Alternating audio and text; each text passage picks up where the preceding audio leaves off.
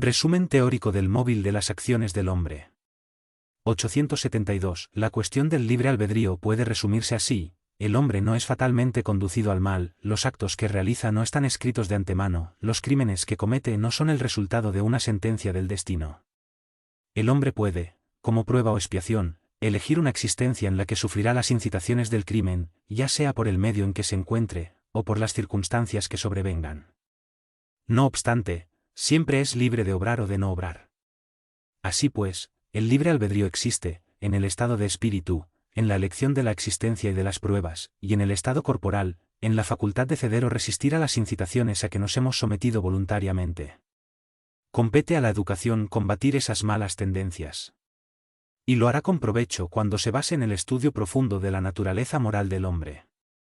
Mediante el conocimiento de las leyes que rigen a esa naturaleza moral se llegará a modificarla, así como se modifica la inteligencia mediante la instrucción, y el temperamento mediante la higiene. El espíritu, desprendido de la materia y en el estado errante, elige sus futuras existencias corporales según el grado de perfección que ha alcanzado, y en eso sobre todo consiste, como hemos dicho, su libre albedrío. Esa libertad no queda anulada por la encarnación. Si el espíritu cede a la influencia de la materia es porque sucumbe ante las pruebas que él mismo eligió, y para que lo ayuden a superarlas puede invocar la asistencia de Dios y de los espíritus buenos. Véase el párrafo 337. Sin el libre albedrío el hombre no tiene culpa por el mal ni mérito por el bien. Esto es a tal punto admitido, que en el mundo siempre se censura o se elogia la intención, es decir, la voluntad. Ahora bien, quien dice voluntad, dice libertad.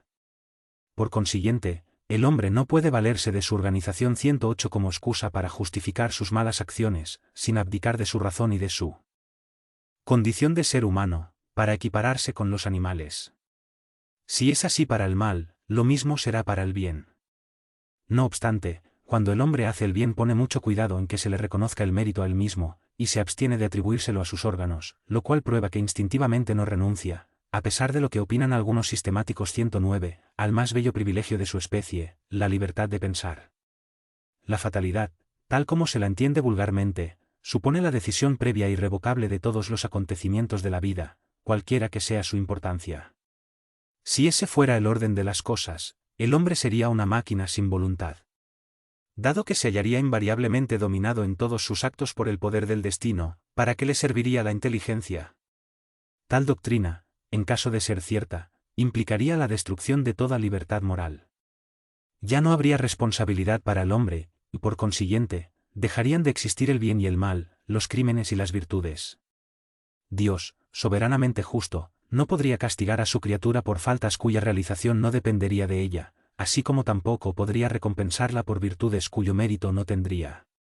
Semejante ley sería, además, la negación de la ley del progreso, pues el hombre que esperase todo de la suerte no intentaría nada para mejorar su posición, puesto que ésta no sería ni mejor ni peor. La fatalidad no es, con todo, una palabra vana.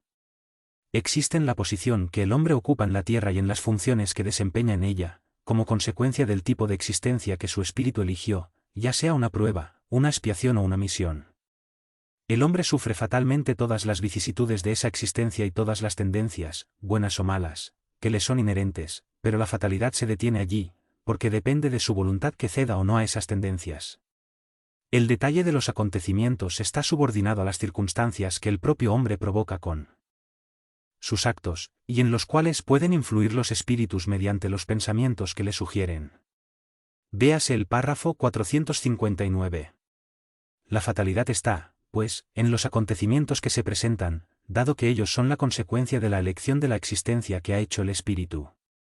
Tal vez no esté en el resultado de esos acontecimientos, pues del hombre depende modificar el curso de los mismos con su prudencia. Nunca hay fatalidad en los actos de la vida moral. En la muerte el hombre si se haya sometido de manera absoluta a la inexorable ley de la fatalidad, pues no puede librarse de la sentencia que fija el término de su existencia, ni del tipo de muerte que debe interrumpir su curso. Según la doctrina vulgar, el hombre extrae de sí mismo todos sus instintos. Estos proceden de su organización física, de la cual él no es responsable, o de su propia naturaleza, en la que encuentra una excusa ante sus propios ojos diciendo que no es culpa suya ser como es. La doctrina espírita es, evidentemente, más moral.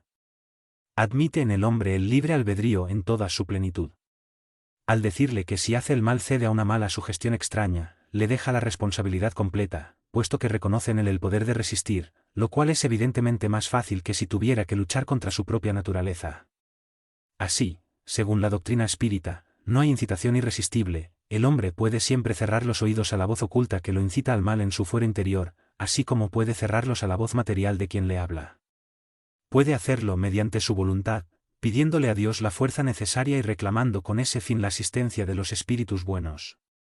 Eso es lo que nos enseña Jesús en la sublime plegaria de la oración dominical, cuando nos hace decir, no nos dejes caer en la tentación, mas líbranos del mal. 110. Esta teoría de la causa excitante de nuestros actos resulta evidentemente de toda la enseñanza que imparten los espíritus. No solo es sublime en cuanto a su moralidad, sino que agregamos eleva al hombre ante sí mismo. Lo muestra libre de sacudirse un yugo obsesor. 111, así como es libre de cerrar su casa a los inoportunos. Ya no es una máquina que funciona mediante un impulso independiente de su voluntad, sino un ser de razón, que escucha, juzga y elige libremente entre dos consejos. Añadamos que, a pesar de esto, el hombre no se haya privado de su iniciativa, no deja de obrar por su propio impulso, puesto que en definitiva no es más que un espíritu encarnado que conserva, bajo la envoltura corporal, las cualidades y los defectos que tenía como espíritu. Por consiguiente, la causa principal de las faltas que cometemos está en nuestro propio espíritu, que todavía no alcanzó la superioridad moral que tendrá algún día, aunque no por eso carece de libre albedrío. La vida corporal le fue otorgada para que purgue sus imperfecciones mediante las pruebas que sufre en ella, y son precisamente esas imperfecciones las que lo tornan más débil y más accesible a las sugestiones de los otros espíritus imperfectos, que se aprovechan de ellas para tratar de hacerlo sucumbir en la lucha que ha emprendido. Si sale victorioso de esa lucha, se eleva. Si fracasa, sigue siendo lo que era, ni mejor ni peor. Se trata de una prueba que deberá recomenzar, y eso puede durar mucho tiempo. Cuanto más se purifica, tanto más disminuyen sus puntos débiles y menos motivos da a los que lo incitan al mal. Su fuerza moral crece a causa de su elevación, y los espíritus malos se alejan de él. Todos los espíritus, más o menos buenos, cuando están encarnados, constituyen la especie humana. Y como la Tierra es uno de los mundos menos adelantados, en ella se encuentran más espíritus malos que buenos, por eso vemos aquí tanta perversidad.